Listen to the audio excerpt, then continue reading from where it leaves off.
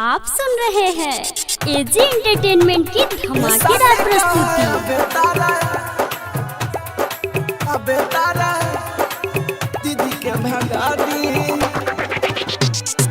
Music director Kanchan Raju Vaishali, mix by AG recording studio. कोइले बाड़ी छोला तोरा भौजी हमारा सामने नहीं पकड़ाई रे Juru Mahathera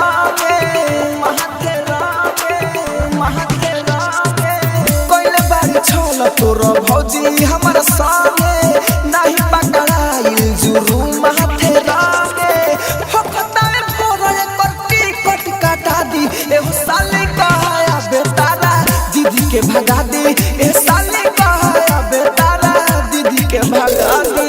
mix by AG recording studio. साले कहाया बेतारा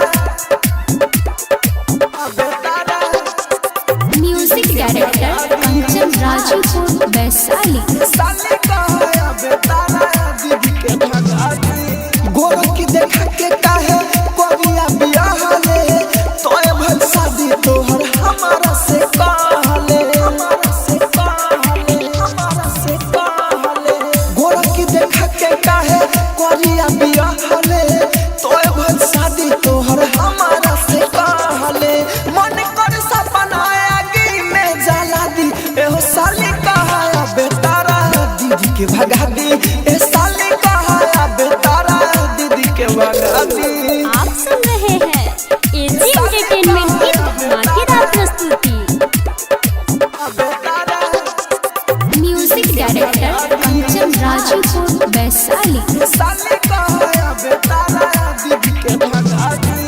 आई लव यू लबही से रहतिया बीजी अमित सीखे के भइल पियानी जी आई लव यू लबही से रहतिया बीजी अमित सीखे के भइल पियानी जी कहता रहूले से बतिया बता दी ए साले कहाया बेतारा दीदी के भगा दी ए साले कहाया बेतारा दीदी के भगा दी। रिकॉर्डिंग स्टूडियो रोशनपुर सपहा।